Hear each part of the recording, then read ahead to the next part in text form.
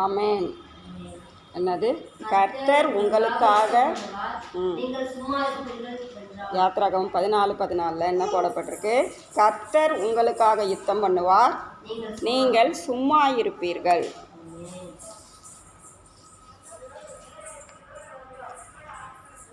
இதில் என்ன போடப்பட்டிருக்கு?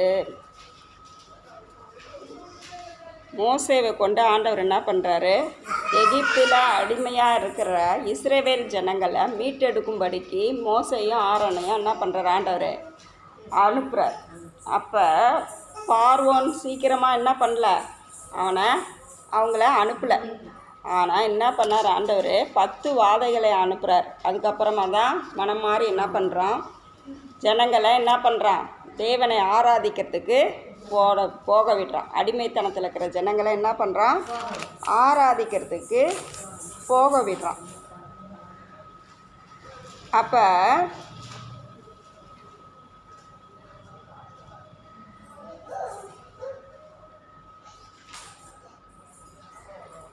அவங்க என்ன பண்ணுறாங்க?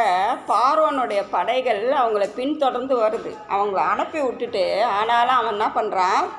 பின்தொடர்ந்து போய் அவங்கள பிடிக்கும்படிக்கு தன்னுடைய படைகளை என்ன பண்ணுறான்? குதிரைப்படை, யானைப்படை எல்லாரையும் என்ன பண்ணுறான்? அனுப்புகிறானா இல்லையா? அப்போ பார்வோன் சமீபித்து வருகிற போது இஸ்ரவேல் புத்திரர் தங்கள் கண்களை ஏறெடுத்து பார்த்து எகிப்தியர் தங்களுக்கு பின்னே வருகிறதை கண்டு மிகவும் பயந்தார்கள். அப்பொழுது இஸ்ரவேல் புத்திரர் கர்த்தரை நோக்கி கூப்பிட்டார்கள். என்ன பண்ணாங்க? சரி, அனுப்பிட்டான், பார்வோன் அனுப்பிட்டான்ட்டு அவங்க விடுதலையாக நம்ம தேவனை ஆராதிக்க போகலாம் அப்படின்னு சொல்லிட்டு வராங்க.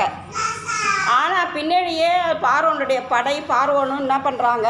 துரத்திட்டு வர்றதை பார்த்த உடனே பயப்படுறாங்க. யார் பயப்படுறா? இஸ்ரவேல் ஜனங்கள் என்ன பண்ணுறாங்க? பயப்படுறாங்க. நம்ம வாழ்க்கையில் கூட தேவன் நம்மளோடு கூட இருந்தாலும் சில வேளைகளில் நம்ம பயப்படுறோமா இல்லையா? ஏதாவது ஒரு காரியத்தை கொடுத்து நமக்கு என்ன இருக்குது? பயம் இருந்துக்கிட்டே தான் இருக்குது. என்ன இருக்குது? இது எப்படி ஆகுமோ, இந்த காரியம் எப்படி நடக்குமோ, அது எப்படி நடக்குமோ, இது எப்படி நடக்குமோன்னு சொல்லி நம்ம மண்டையை போட்டு என்ன பண்ணிக்கிறோம்? குழப்பிக்கிறோம். அப்படி இஸ்ரவேல் ஜனங்களை மோசையை கொண்டு தேவன் மீட்டு கொண்டு வந்தாலும் பின்னாடி பார்வோன் படை வர்றதை பார்த்த உடனே அவங்களுக்கு உள்ள என்ன வந்துருச்சு? ஒரு பயம் வந்து போச்சு. அன்றியும் அவர்கள் மோசையை நோக்கி, எகிப்திலே பிரேத குழிகள் இல்லை என்றா வனாந்தரத்திலே சாகும்படிக்கு எங்களை கொண்டு வந்தீர். நீர் எங்களை எகிப்திலிருந்து புறப்பட பண்ணினதினால் எங்களுக்கு இப்படி செய்தது என்ன?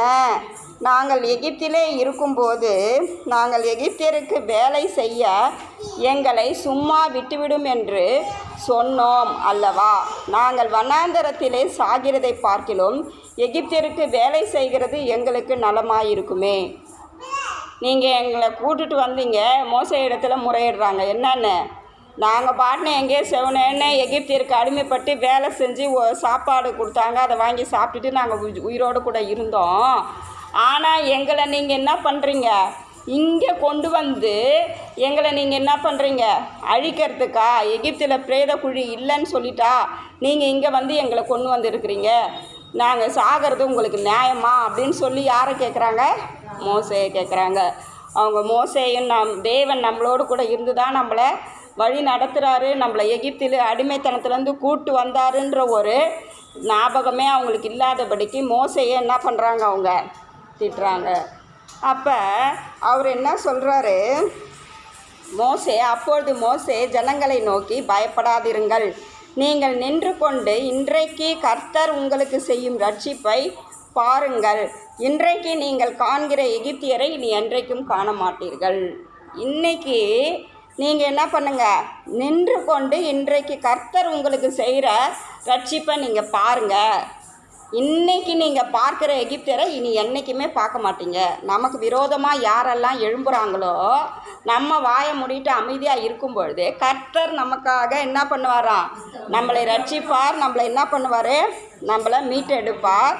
இன்றைக்கி நீங்கள் காண்கிற எகிப்தியர், நமக்கு விரோதமாக யாரெல்லாம் இருக்கிறாங்களோ அவங்கள இனிமேட்டு நீங்கள் பார்க்கவே மாட்டீங்க அப்படின்னு சொல்லிட்டு கான்ஃபிடெண்ட்டாக யார் சொல்கிறா?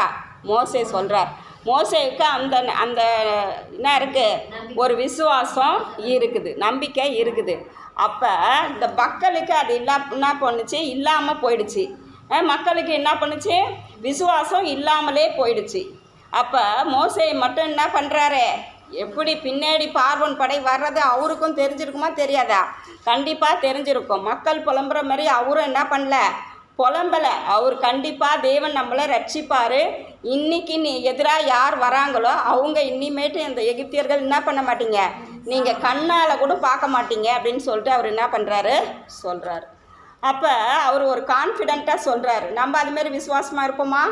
இருக்கிற சூழ்நிலைகளை பார்த்து நம்மளும் என்ன பண்ணுவோம், பயப்படுவோம். இருக்கிற சூழ்நிலைகளை பார்த்து தான் இஸ்ரவேல் ஜனங்கள் என்ன பண்ணாங்க, பயந்தாங்க. ஆண்டவர் செய்த நன்மைகள், ஆண்டவர் நமக்கு உயிரோடு வச்சுருக்கிறாரு, ஆண்டவர் நம்ம வாழ்க்கையில் செய்த நன்மைகள் எல்லாவற்றையும் அந்த நேரத்தில் மறக்க வைக்குது. என்னது, அந்த பிரச்சனை, அந்த போராட்டம் என்ன பண்ணுது, நமக்கு பயத்தை கொண்டு வரதே தவிர தேவன் நமக்கு செஞ்ச நன்மைகளை என்ன பண்ணுது, மறக்க வைக்குது. இத்தனை நாள் நம்மளுக்கு என்ன பண்ணியிருக்கிறாரு, ஆண்டவரே நடத்தி இருக்கிறாரு, இவ்வளோ நாள் நம்மளை ஆசீர்வதித்திருக்கிறாரு, இவ்வளோ நாள் ஜீவனோடு வச்சுருக்கிறாரு, எத்தனையோ பிரச்சனையிலேருந்து நம்மளை மீட்டு எடுத்துருக்கிறாரு. ஆனாலும் அதையெல்லாம் மறந்து அந்த சூழ்நிலைகளை பார்த்து என்ன பண்ணுறாங்க, இஸ்ரவேல் ஜனங்க பயப்படுறாங்க. நாங்கள் அங்கேயே செத்து போயிருப்போம், அங்கே பிரேத குழி இல்லைன்னா எங்களை என்ன பண்ணிட்டேன், வனதரத்தில் எங்களை கொண்டு வந்துட்டேன், உன் பேச்சு நம்பி நாங்களாம் என்ன பண்ணிட்டோம், இவ்வளோ தூரம் வந்துட்டோம், இனி எங்களை யார் காப்பாற்றுறது அப்படின்ற மாதிரி என்ன பண்ணுறாங்க, அவங்க புலம்புறாங்க. அப்போ தான் அவர் என்ன சொல்கிறாரு, நீங்கள் நின்று கொண்டு நீங்கள் பார்ப்பீங்க, தேவன் செய்கிற ரட்சிப்பை நீங்கள் கண்டிப்பாக என்ன பண்ணுவீங்க, பார்ப்பீங்க. அது மட்டும் இல்லை, அவர் என்ன பண்ணுவார், நீங்கள் காண்கிற எகிப்தியரை இனிமேட்டு நீங்கள் பார்க்கவே மாட்டாங்க. எகிப்தியர்னா என்னது, உலகம், உலகத்து மனுஷர்கள். நமக்கு யார் விரோதமாக நிற்கிறாங்களோ அவங்கள நீ இனிமேட்டு என்ன பண்ண மாட்ட, வாழ்க்கையில் நமக்காக நம்மக்கிட்ட வந்து யுத்தம் செய்யறதுக்கு இனிமேல் அவங்க வரவே மாட்டாங்க அப்படின்னு சொல்லிட்டு சொல்கிறார். கர்த்தர் உங்களுக்காக யுத்தம் பண்ணுவார், நீங்கள் சும்மா இருப்பீர்கள். அப்போ அந்த பார்வோன் படை வருதுன்னு இவங்க திரும்பி போய் என்ன பண்ண போல, சண்டை போட போல. ஐயோ படம் வருது, நம்மளை வந்து என்ன பண்ண தோக்கடிச்சிருவாங்க, நம்மளை பிடிச்சிருவாங்கன்ட்டு பயந்துன்னு திரும்பி அவங்க வந்து சண்டை போடலை, யுத்தம் பண்ணல. ஆண்டவர் மேலே பாரத்தை வச்சுட்டு என்ன பண்ணுறாங்க, அவங்க அமைதியாக இருக்கிறாங்க. அவங்க என்ன பண்ணுறாங்க, அமைதியாக இருக்கிறாங்க. ஏன்னா அந்த நடத்துகிற தலைவர் என்ன சொல்லிட்டாரு, மோசே, கர்த்தர் உங்களுக்காக யுத்தம் பண்ணுவார், நீங்கள் சும்மா இருப்பீர்கள். நம்ம வாழ்க்கையில் கூட பிரச்சனைகள், போராட்டங்க, நம்ம வாழ்க்கையில் நம்மளை அவதூறாக பேசுகிறாங்க, நமக்கு எதிர்த்து பேசுகிறாங்க, அப்படியெல்லாம் பேசுகிறாங்கன்றதுக்காக நம்ம திரும்பி என்ன பண்ணக்கூடாது, அவங்கள்ட்ட பேசக்கூடாது. எது பேசினாலும் பேசு, எது செஞ்சாலும் செய். நான் என்ன பண்ணுறோம், அமைதியாக இருக்கிறோம். அப்போ அமைதியாக இருக்கும்போது தேவன் நமக்காக யுத்தம் செய்வார். ஒருத்தவங்க நம்மளை திட்டுறாங்கன்னா திரும்பி நம்ம திட்டா தேவன் நமக்கு எப்படி வந்து உதவி செய்வார்? கண்டிப்பாக செய்ய மாட்டார். சரி, உன் வாழ்க்கையை உன் பிரச்சனை நீ பார்த்துக்கோ அப்படின்னு சொல்லிட்டு போயிடுவார். எப்போ நம்ம மேலே தப்பே இல்லாமல் நம்மளை திட்டுறாங்களோ, நம்மளை அடிக்கிறாங்களோ, ஏதாவது பேசுகிறாங்களோ, அந்த சூழ்நிலையில் நம்ம அமைதியாக இருக்கும்போது தேவன் நமக்காக யுத்தம் செய்வார். அப்போ இந்த ஜனங்க என்ன பண்ணல, திரும்பி அந்த பார்வோன் படையை போய் என்ன பண்ணல, தாக்க போல, நம்மளை பாதுகாத்துக்கணும்னு சொல்லி அவங்கள்ட்ட என்ன பண்ணல, சண்டைக்கு போல, அமைதியாக இருக்க சொல்லி மோசே என்ன பண்ணுறாரு, சொல்கிறார். ஏன்னா கர்த்தர் உங்களுக்காக யுத்தம் பண்ணுவார், நீங்கள் சும்மா இருப்பீர்கள். என்ன பண்ணுவீங்க, சும்மா இருப்பீங்க. அப்பொழுது கர்த்தர் மோசேயை நோக்கி, நீ என்னிடத்தில் முறையிடுகிறது என்ன, புறப்பட்டு போங்கள் என்று இஸ்ரவேல் புத்திரருக்கு சொல்லு. என்கிட்ட ஏன் முறையிடுறீங்க? நீங்கள் புறப்பட்டு எந்த பக்கம் போயின்னு இருக்கிறீங்களோ அந்த பக்கம் என்ன பண்ணுங்க, போங்க அப்படின்னு சொல்லிட்டு என்ன பண்ணுறாரா, இஸ்ரவேல் ஜனங்கள்கிட்ட நீ சொல்லு, அப்படி சொல்லு மோசே அப்படின்னு சொல்லிட்டு என்ன பண்ணுறாரு, சொல்கிறார். நீ உன் கோலை ஓங்கி உன் கையை சமுத்திரத்தின் மேல் நீட்டி சமுத்திரத்தை பிளந்து விடு.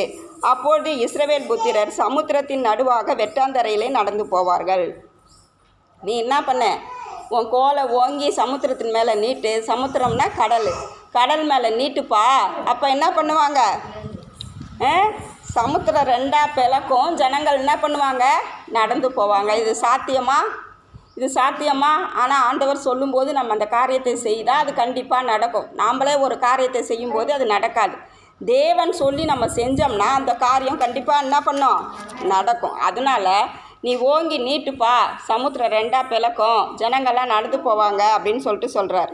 அப்போ எகிப்தியர் உங்களை பின்தொடர்ந்து வரும்படி நான் அவர்கள் இருதயத்தை கடினப்படுத்தினேன். நமக்கு யாருங்க சண்டைக்கு வராங்க? நமக்கு ஏன் பிரச்சனை வராங்க? ஆண்டவர் பிள்ளைகளுக்கு ஆண்டவருடைய அனுமதி இல்லாமல் ஒரு காரியமும் நடக்காது. அப்போ அந்த எகிப்திய ஜனங்களை இவங்களை தொடர்ந்து வரும்படிக்கு யார் தான் இருதயத்தை கடினப்படுத்தி வச்சுருக்கிறாராம்? பார்வோன படவையும் தேவன் தான் கடினப்படுத்தி நீ அவங்க பின்னாடி போன்னு சொல்லி அனுமதி கொடுத்துருக்கிறார். அதனால தான் அவங்க வராங்க. அப்போ நம்ம வாழ்க்கையில் கூட ஏதாவது பிரச்சனை போராட்டம் நடந்தால் தேவன் தான் அதை அனுமதிக்கிறார். நமக்கு தானாக அது வர்றது கிடையாது. ஏன்னா ஆண்டவருடைய பார்வையில் ஆண்டவருடைய பிள்ளைகளுக்கு தலையிலிருந்து ஒரு முடி கீழே விழுதுனாலும் அவருடைய சித்தம் இல்லாமல் நடக்காது. அப்போ நமக்கு பிரச்சனை நடந்தாலும் சரி, போராட்டம் நடந்தாலும் சரி, நன்மை நடந்தாலும் சரி, ஆண்டவர் தான் நமக்கு அந்த காரியத்தை அனுமதிக்கிறாரு. அப்போ இந்த படைகள் என்ன பண்ணுது? பின்னாடியே வருது. எதுக்கு இருதயத்தை கடினப்படுத்துகிறாரு?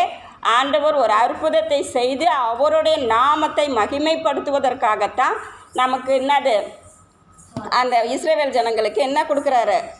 பிரச்சனையை கொடுக்குறாரு. அதே மாதிரி தான் நம்மளுடைய வாழ்க்கையிலையும் நமக்கு பிரச்சனை போராட்டம் ஏன் வருது? அவருடைய நாமம்